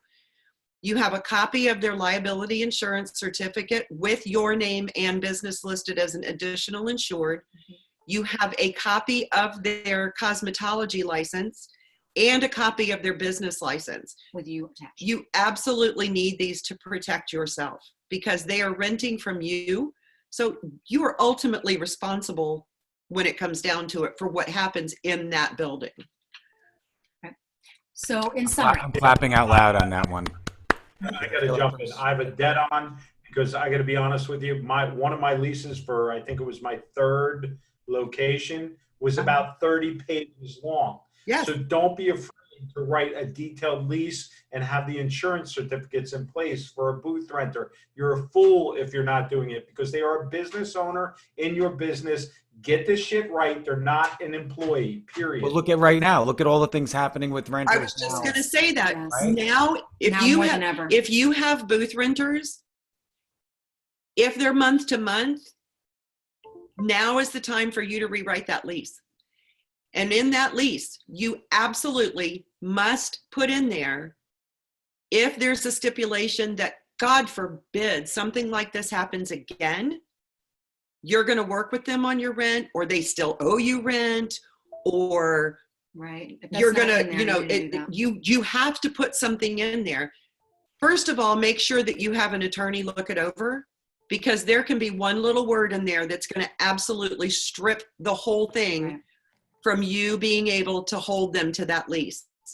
So pay the money, have an attorney look at it. It's well worth the dollar spent. We have a contract that we had an attorney look at too. So I Right. mean, if you guys want that, we have that. However, we have an amazing attorney. I mean, I love her so much. She's helped us She's the incredibly. best. She's the best with lease negotiations, with legal issues, with renters, with business, Right. with landlord issue. I mean, my God, she's like amazing. So if you guys need that name and number and contact, I will give that to you and I'll share it with you guys. Just reach out to me and we can share it. But especially, I mean, just to repeat myself, sorry, but especially with what's going on right now, how many times have you all heard on this class, on these Zoom calls, or in Facebook threads, where people are saying, my landlord still wants me to pay the rent. I don't have the money to pay the rent. What do I do if they say I can? What do I do if I tell them I can't? You have to have that in writing. If you lease a booth, Right. rewrite the damn lease. Now is Do the it. time that is teaching you how to do it better and different in certain situations. So take what you've learned now, write it down, Right. get an attorney to review it. And guys, you're not on your own. That's the point that I'm trying to do. There's so many amazingly smart people in this business that can help you with that. We're not the only people that can help you with that. There are a ton of other coaches that can help you with that. Reach out to somebody. I don't think there's ever a time a business owner doesn't need some kind of coaching at some point for something that they're weak in. We're not strong in everything. So make sure you really Guys, I got to jump in here, Nikki, because I know that we do have some booth renters on the call, right? Because they are business owners. Yes. Right. And I'm hoping they're treating their business as a business, not as a part-time job, right? Right. Whether it's part-time or not, it's still a business. And even if you're working part-time as the booth, it's a full-time business. We all know that as owners, because if you're in business, you're thinking business 24/7, right? I mean, we have all the coaches on this call haven't slept in like weeks, Exactly. literally, right? So, and if they're in that situation, fine, I get it. You're a business owner. But one of the things I want to get by is what the two of you just said. Have this stuff in your lease if you are renting to booth renters, okay? Because it's important. If you want to give them a break, that's your opinion. But I hear all day long, oh, I'm not paying my rent. Well, you know what? You're going to get evicted, okay? Because that same person renting that booth to you has to pay their landlord. Now, if they got a break, ethically, we should pass it down. Right. But that's up to them. You signed a contract, right? If I signed a contract to pay my rent, like my landlord, I already talked to them. They said, no, I'm not giving you a break. And I'm like, you're an asshole, but I'm going to pay the rent anyway, right? You're an asshole, here's the check. That's just the way it goes. So everybody has to understand that. If it passes from the top down, fine. But don't be one of these people, oh, Cheesecake Factory's not paying their rent, so I'm not going to pay mine. You know what? You're going to end up without a business. And that's fine, because if you have that sense in your mind, you're not a real business owner anyway. Well, you're in to play by the rules of the business. I mean, that's what you're doing. I mean, if you're going to be in business, be in business. Learn how to do it. But on the other side of that coin too, I'm sure there are people on here who are booth renters who do not own the salon that they are renting at. If you are renting from someone, here's your opportunity too to renegotiate your lease. Right. To go back to them and say, here's the lease I have with you. Is it possible to sit down and talk about this so that we can maybe rewrite this? So if God forbid this happens again, we're both covered. You know, I had a conversation today with someone about, you know, the landlord wanting their rent and then saying, well, you know, I don't know what I can do. I got to go talk to my partners. Okay, well, that's all fine and well. But what I told her, and this comes from having 100 years in property management, that Lease specialist here. if you don't tell your landlord that you're not going to pay the rent, I don't care if you pay them $1. If he ends up taking you to court, the judge is going to say, she's made an honest attempt. She's paying you something. She's paying you what she can afford. So either work out a payment plan with her or make your decision that you're going to get her out. And then you're going to have a hell of a time renting this space back, Mr. Owner. So just negotiate it with them. My recommendation to her was, if your rent is, I don't know, let's just pick a number, $1,200, tell him you'll pay $6. At least you're paying something, and you are showing him that you are a good tenant and that you can be trusted and that you're going to take care of his property. But just make that attempt to, I don't care if you pay him $200 and your rent's $1,200, it doesn't matter. But at least just in good faith, because you're going to need him to do something in good faith later on down the line. So, you got to balance it out, guys. You got to help each other out here. Brilliant. And we have a couple questions in here. I want to go jump into. One says, stupid question, but what's liability insurance? Okay, that's not a stupid question. That's not if a you stupid are renting, question. There's some people don't have it. Okay. If you are renting to people and you don't have liability insurance from them, which covers your business, you are literally risking your business going out of business and then going after your personal funds. So super duper important. So liability insurance, guys, is very simple. It's to protect the business. It's to protect you. So it's protect you as the business, the physical space. If someone falls, if one of your employees gets hurt, because if they're not your employees, if they're booth renters, then workman's comp doesn't apply, but liability insurance will apply if they get hurt on your premises. If someone sues you and then attaches your name to the lawsuit, people do that, guys. They'll sue the stylist, but then that stylist is a renter and they're going to attach your name to it because they think you're the cash cow. Right. So then they're going to come after you and they're going to attach you. That's why you need liability insurance. But that's why that renter needs to attach your name to their liability insurance. And that's critical. So remember that that's what you're going to do. All you do is call your insurance company, any insurance company you want. Say, I need liability insurance. I'm a business owner. And they're going to give you some plans and programs for you to sign up for. Right. And then you just need to decide what coverage you want and then what you want to pay in premiums. That's all. Okay. So the next thing, hold on, Andrew, 1 second. Yeah, sure. The next big question through the group is, and people are getting this confused, booth rental and suite rental is the same exact thing if the business is run properly. One is just by themselves. One is in a salon renting a chair. It's the same thing. They're independent contractors, right? They own their own business. It doesn't matter if you're at Sola or if you're renting one of our chairs out here. It's a subcontractor. You're independent, which means you don't qualify as an employee, which means you have to have 5 or 6 separations, points of legal separation to state that you're a business owner, which means you have to have a business license, a corporation, incorporation, a business tax EIN number attached to a business bank account. You need to have your own transaction process. And you need to have a business license in your county.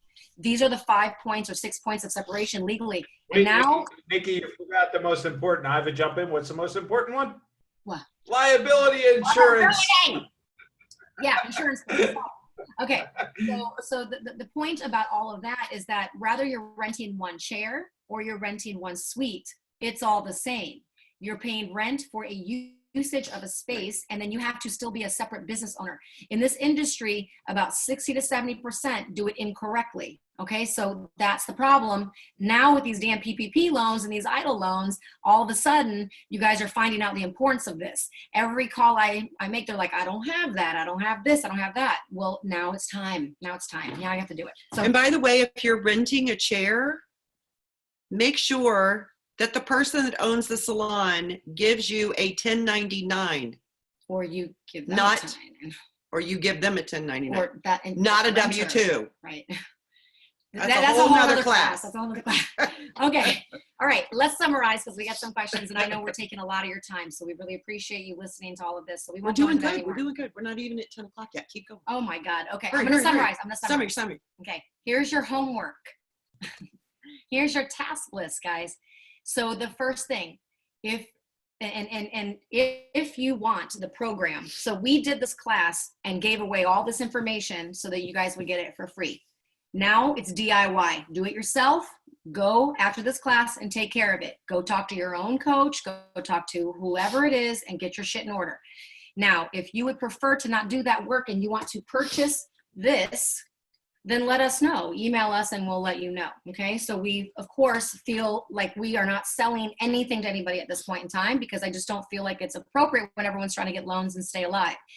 However, if you want this program, reach out to us, email us at sampiller@gmail.com, or Derek will post all the information about this with you guys. We'll give it to him. He can share all of that and you guys can get it through that way. It's just an online thing that you can purchase and then we will send you a hard copy. We're not selling that. If you want to know about that, we will talk about that and we will do that for you, which means that we do all this work. But you have enough PowerPoints and notes on here to do it yourself if you want to DIY, okay?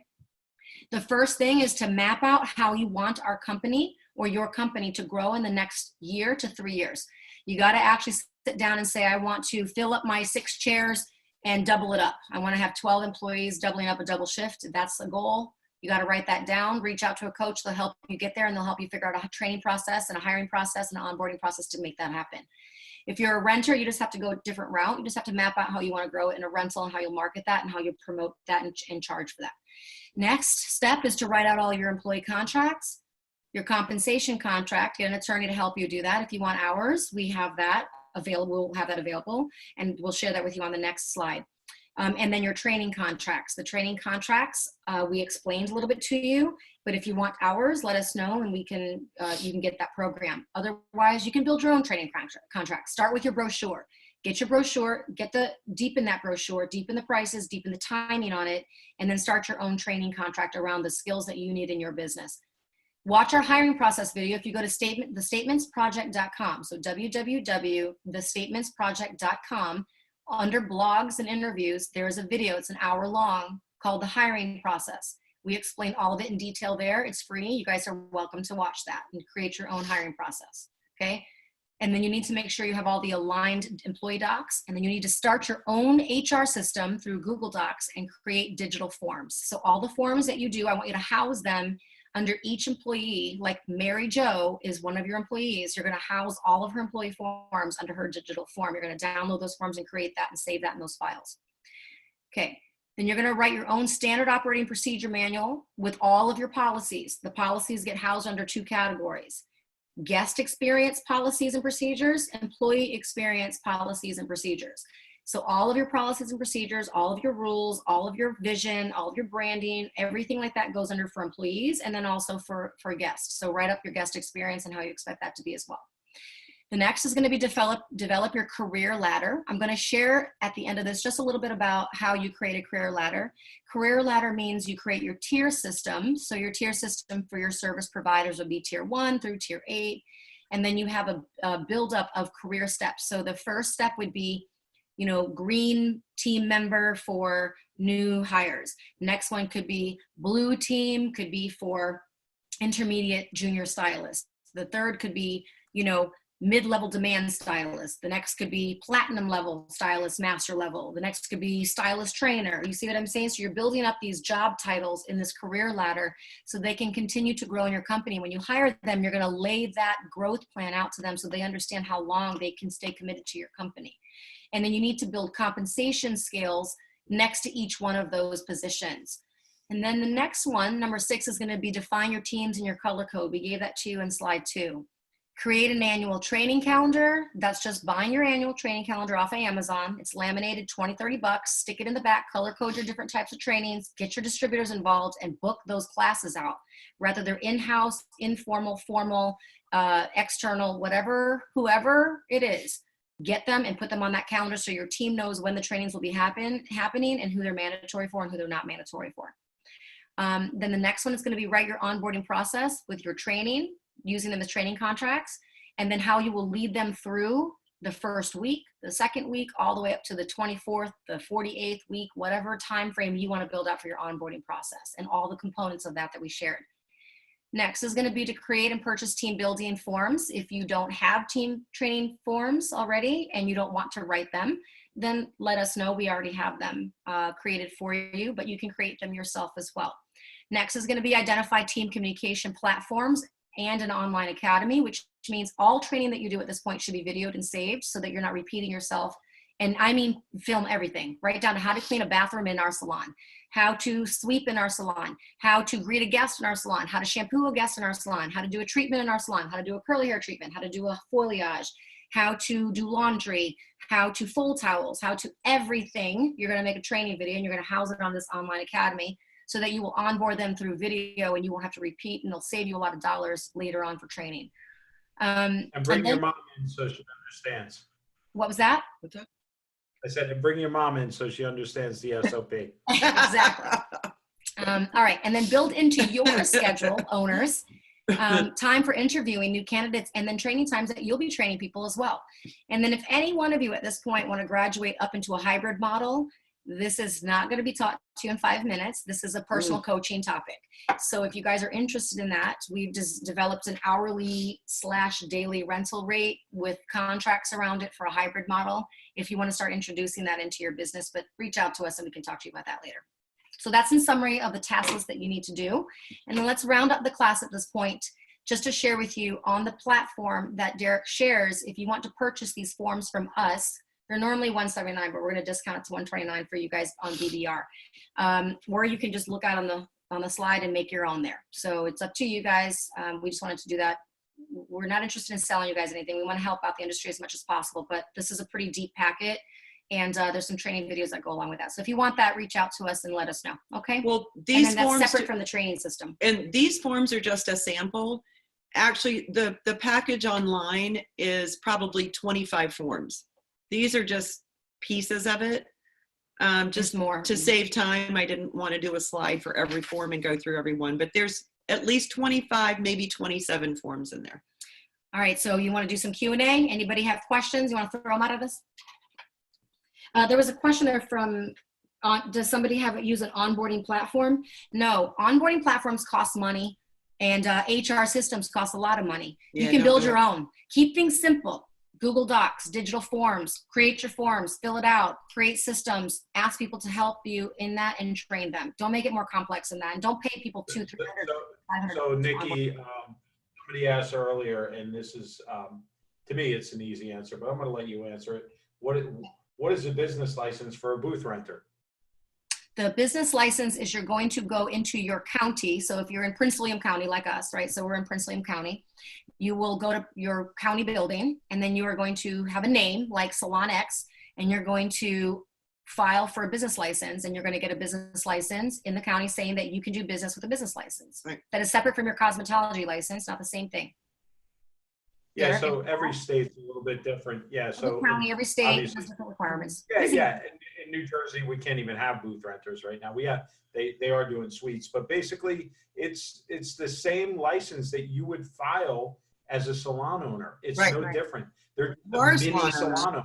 You know, yeah, exactly. That's the thing. Most companies that, and like you said, Nikki, most of them are running it. I hate to say this word, but illegally.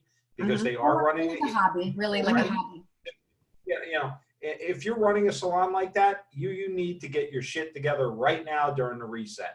Because in the future, you won't have a business. That I guarantee you, unless you get your act in gear. Right. Okay? This is why we share this, because we feel so strongly this is how you're going to grow people.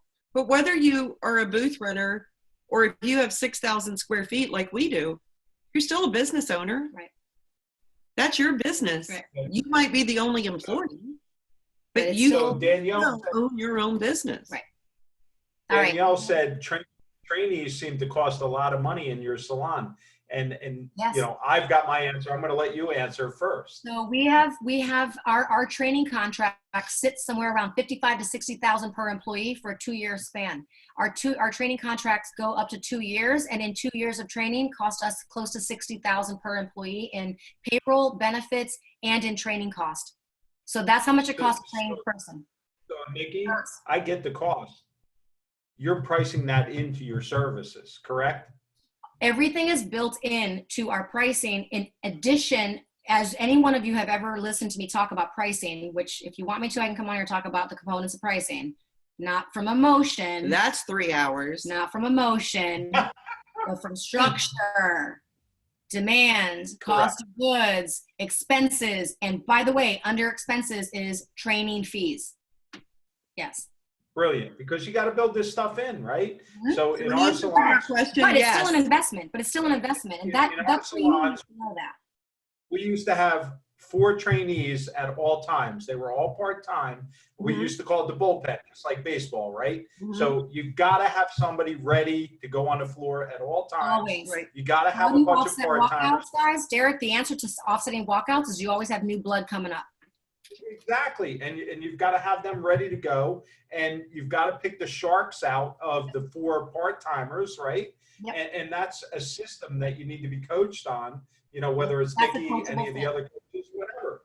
But it's super important that not only do you have it, but you also price it into your pricing. You need to know what your cost per hour is to run a proper business, period. That should be step 1 in your coaching process. Yep. Michelle Beamer. Yeah.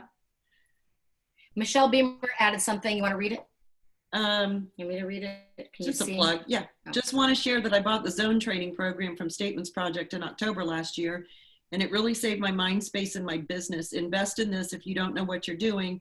There's so much info that can help you make huge gains in a short time. Thanks, Michelle. Also, just so you know, there's about 100 and something videos that go along with that we continuously add to as well. So, I mean, there's videos that align with the forms and the thing. Where can I So go? I got and watch? one a little bit. I got one a little bit off topic, and people are asking in the beginning, what Sure. about this paycheck protection loan? And Mhm. if your key employees are not coming back during, so I've is stuck there with you. I think you guys got a chain on the hip, but some people are I saying your changed been there managers for aren't 6 years. coming back, right? Yeah. You need to, number 1, you need to find a new manager. And number 2, don't worry about it, because these paycheck protection loans, if the employees don't come back, you've got a loan that's at, I think it's at 0.75% right now. 1%. Like 1% now. yeah. It's 1%. Yeah. So take that loan, Shall I pay address off all that? your credit cards, pay off everything, and who cares? So let me address that very quickly because I don't want to take up too much time. But the PPP is something completely separate, and I'm going to film an entire live about that in the next week and a half when the loan is dispersed, because that's when we have to start counting the payroll for forgiveness. Yeah. So starting right after you get loan proceeds in your bank account, you have to start counting 8 weeks of payroll, and that will become part of the forgiveness feature. If they don't come back, you're screwed because you don't have the same head count. Now, that doesn't mean that you can't give the money back after you do your payroll if they've left. You can give it back. Or you can convert it to a term loan after the 2-year time span to like a 5% interest rate over 5 or 7 year term or something like that, if you choose to keep the money. But there's a lot of components. I have literally been in the office today since 12:30, adding up payroll of what we will maintain for 8 weeks while closure, while they're not working, and what I will pay them in paid vacation, in back pay of lost revenue, in standard averaged out income every pay period, and how much that will eat up of that loan, and how much I can expect for forgiveness, and then add the rent to that formulation, your utilities, and that also goes towards forgiveness. So how will that apply? It will apply if you lose the head count, meaning you lose 10 people out of 30, that will affect your head count. That will affect the forgiveness feature of the loan. It will not affect the loan. It just will turn into a term loan that you'll have to pay back, or you have to give back the money. Yeah, and that's a long-term thing, right? So on the short term, if you're not, so the loan is based on employees coming back, not employees specifically working this day, right? Yeah, So it is from the moment you get the loan, you count the payroll, which means that we are closed until June 10th in Virginia, and we will probably get our loan next Wednesday or next Friday, which means that we start counting payroll at that date. So we have to calculate average payroll for commission employees. Hourly is hourly, it's easy. It's the commission that's the challenging part, because you have to average out for 1 year what their pay would be every pay period, and then you will pay them at full compensation rate, subtract it, all that goes into it. So our total payroll will eat up probably 80% of our loan for 8 weeks. It will eat up the whole thing. So that will be the forgiveness feature, and then we'll add the rent. Nikki, that's because you're making your employees whole. So for the whole. And I'm adding pay vacation, and I'm adding back pay, as well. Correct. So for those employees that say, I'm going to collect $900 a week because I can be on unemployment, as It an could owner, be. don't We worry ran the about it. calculations. About 10 of our employees will see more with unemployment, but the problem is unemployment only, the $600 extra only goes for 8 weeks. So after 8 weeks, then what is it? Exactly. What are you gonna do? Not only that, I want everybody to understand it's 1% for 2 years. So if Right. you've got And you have to make 18% payments for 6 credit months. card, if Right. you got 18% credit cards, pay them off. Right. In the short term, you're going to make out like a bandit Right. at a 1% That loan. won't No be doubt about it. forgiven. That won't be No, but forgiven. 1% 's a hell of a lot less However, than 1% is better than paying it back It to won't the be forgiven, but you're going to save a ton of money in interest, right? So Right. Yeah, but Right. you just forgiven So yourself about 90% 17%. of our loan will be forgiven based on our calculations Yeah. and the spreadsheets. There's a question on here. Brilliant. Which is a good one. Hold on. Christine Withington says, "Did the trainees ever have to pay back training fees?" No, legally you can't require that unless you open a school and you call yourself a cosmetology school and you charge a tuition. And then that way they're cosmetology students of your academy under your salon. And that's how you're going to get charged tuition and get paid back money. But you can't, as an employee, hire them. You are in charge legally from the government standpoint to train your employees.